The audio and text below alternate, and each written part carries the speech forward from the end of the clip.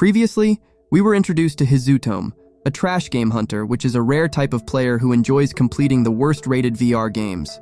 He has an admirer called Rei, who has failed to confess her feelings for him.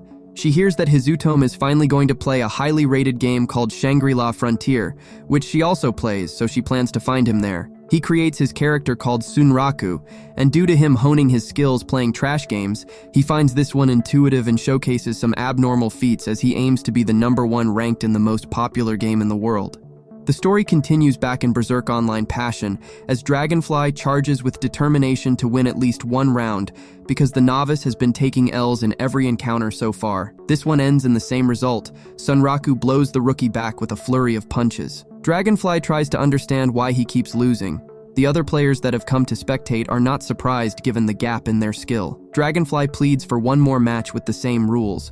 This time, the newcomer dodges the veteran's attack with the yo-yo. Sunraku is impressed that he has learned how to time it perfectly. Dragonfly uses the momentum from the snapback to land a more devastating blow. It sends Sunraku flying and takes a significant amount of his HP. To everyone's surprise, the OG commends him for the creativity. However, he points out that his last attack was not a bugged one, and it has a long recovery time. Dragonfly's movements are restricted, allowing Sunraku to land an entourage of punches. The newbie decides to slowly walk towards his opponent instead. The veteran prepares to counter, but Dragonfly triggers a never-before-seen move that the veteran allows to let land. Sunraku is knocked out to the spectator's surprise. While the newbie celebrates the small victory, Sunraku goes to the other players to discuss. They conclude that Dragonfly just discovered a new bug technique, and the seasoned players congratulate him as this is a rare feat. Dragonfly is tasked with naming it since he's the founder, but he pleads with them to give him time to think of a good one. They continue with their battle in the meantime, and Dragonfly ends up losing the match. He thanks Sunraku for teaching him so much and promises to come up with a cool name for his bugged attack. The veteran was supposed to be training for his fight with Weatherman, but is content that he helped someone. Meanwhile, in Shangri-La Frontier, Oikatsu cries because he still must train at the Tearlight Lake because he hasn't reached the level 50 minimum requirement Pencilgon set for them. Later, Sunraku logs back into SLF and heads straight to Rabatuza. The birdhead excitedly runs to the skill garden. Emil picks up on his increased motivation, and he explains that discovering new things gets him excited, especially when it's something he can get into. The rabbit takes the lead because he doesn't know the way. She reveals that the skill garden in the Palace of Rabatuza contains a far greater selection than the ones in the towns. She pleads with him not to let anyone know. The guy loves that he has a secret advantage. The duo arrives and are welcomed by Elka, elder sister to Emil. The rabbit discloses that the family consists of 2 sets of triplets. Sunraku can see the resemblance. Elka wants to know what she can help them with. The bird head expresses his intention to combine his skills, and the elder sister confirms her ability to do that. She even goes as far as to admit her competency in the area. This is why her father put her in charge of the skill garden. As the two talk, Emil realizes that Sunraku has picked up her sister's speech pattern. Elka opens the skill garden menu. The trash game veteran sees that linkable skills have piled up because he didn't know about this mechanic. The vendor informs him that combining high-level skills tends to produce superior ones. After hearing this, Sunraku has the urge to max out the skills first before combining them, but he wants to try this new game mechanic, so he fuses all the skills that are available to do so. Elka charges 6,000 mani after examining the 6 combinations. He happily pays the amount. The vendor heads back to get things ready. While he waits, Sunraku decides to double-check his stats.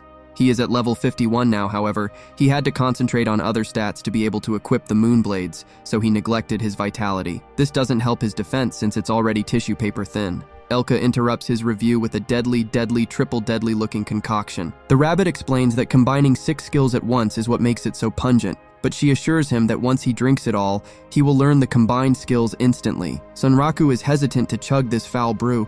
This guy must not know of the legendary Substance X that Luciel had to take on the daily. The rabbit encourages him to consume it, which he does to their excitement. His skills get instantly combined. The guy also checks the 9 other skills he learned or changed while he was leveling up.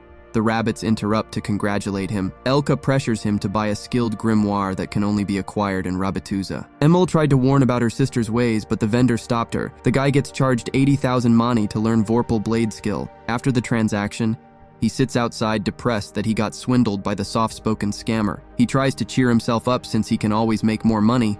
Sunraku remembers that he has a meeting with the gang, so he asks Emil to send him back. Pencilgon is impressed that he made it early for once. She informs them that she has decided how to solve a problem they must address before their upcoming fight against Weatherman the Tomb Guard. Currently, her old clan Ashura Kai are the only ones who know the conditions needed to meet Weatherman. They are using the unique monster system to farm experience points and to also build their PvP skills. The issue is Ashura Kai will certainly be there on the night of the new moon to fight Weatherman too. Pencilgon reveals that her clan is opposed to defeating the unique monster because it's such a rich experience farm. The clan is unanimously hated for their player-ending habits, but there was a recent update that gives players who like to eliminate others some special status. If a normal player exterminates these bad actors, they earn the right to any items and equipments the player killer was carrying. This is in addition to the bounty. This makes player killers a walking treasure chest, and as a result, it has created a new class of player called the PK Eliminator. Player enders have found ways to reduce these effects, but one could get around all of that by attacking their hideout. In this case, she knows the location of Ashura Kai's hideout, and she sees her comrades as a gang of cowards who are now a thorn in her side. She suggests that they go squash the clan. Hearing this makes Sunraku and Oikatsu to flinch in shock. Over the next few days, Pencilgon goes around all the shops in the various towns to buy all the resurrection items. Some other players get frustrated because they have been ordered by their clan leader to stock the same items, but it's sold out everywhere. Pencilgon listens in as they complain, and the players reveal that their boss is meeting with the other clan leaders. The subordinates wonder if they are planning to team up to fight something so powerful that it needs so many resurrection items. Pencilgon lets out a knowing smile. Meanwhile, the casual players are excited about the new major update. Reiji reveals to Mia that a new area, scenarios, weapons, and jobs have been added. There were also balance adjustments to some monster stats among many things. Their conversation gets interrupted when the lady draws her weapon thinking she heard a monster. As Reiji tries to calm her down, it is revealed she mistook Siger Zero's hyperventilating for the sound of the creature. She paces back and forth nervously to send the letter that she has been crafting for 2 weeks to Sunraku. It requests for them to hang out and explore what's new in the update together. After some hesitation, she sends it, and shortly after, she gets a message back, but it's from her sister Sire 100. She informs her that Ashura Kai's hideout has been leaked and confirmed to be accurate, so she's to return to the guild to plan their next move. During that interim, Sunraku takes some tea with Emil and Rabituza. The rabbit points out that tonight is the night they face their target. She informs him that she wants to give something to him, but the arrival of the bird takes their attention. They try to sack it away till they realize that it's a messenger bird. This is Sunraku's first time interacting with one. He reads the request from Siger Zero to hang out, but he's busy preparing for the upcoming battle. Just as he's about to decline, Siger Zero sends another letter canceling the request, since the urgent matter has come up. Sunraku gets ready to head back to Thirdrama to do some last-minute shopping when Vaisash startles them with his arrival. The boss guesses that tonight is the full moon, and he lets Sunraku know that he likes the look of determination on his face. Vaisash asks him to put his old acquaintance who has outlived his time to rest, and Sunraku promises to do so. The boss finally reminds him not to forget his Vorpal soul. Emil gives Sunraku her lucky charm. She explains that her father brought it back as a gift from a trip, so she made it into a necklace. He is certain that with the amulet, in addition to his already awesome skills, they will win this battle.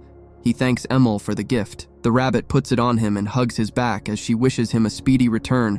The system recognizes the necklace as an ID shard. It has no effect as it is a remnant. It is impossible to know who it identified or where the remnant was used, but in the past, it was used as proof of a certain person's existence. That night, Sunraku leaves a note informing his housepeople that he doesn't want any disturbances as he's doing something important. He logs back into the game ready for war. Meanwhile, Pencilgon is at her former clan's hideout to watch the mayhem she has set in motion. Orcelot starts to get agitated waiting for Pencilgon.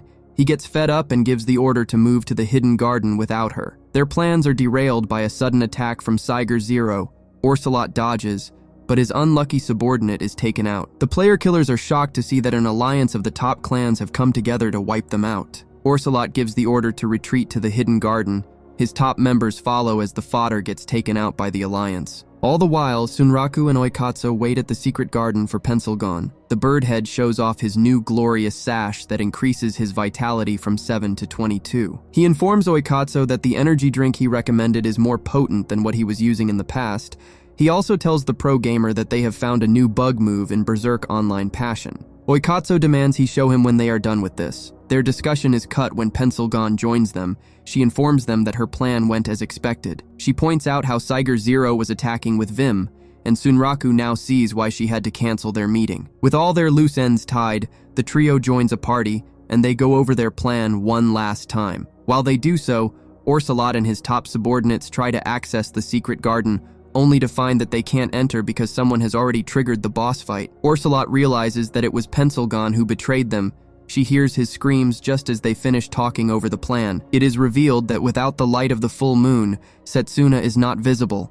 That is why they can't interact with her like last time. As the trio proceed forward, Pencilgon promises Setsuna that she will make her wish come true. The trio step into the void and find themselves in the other dimension. Weathermon the Tomb Guard sits at the bottom of the lone blossoming cherry tree samurai style, with Setsuna's grave at his side. As they stand before him, the system alerts them that they have encountered a unique monster, so their levels are capped at 50. The Colossi grabs his blade and rises like the sun. Sunraku steps forward as the one who will battle him first. The robotic samurai gets in a quick draw stance and launches a wind-slash attack.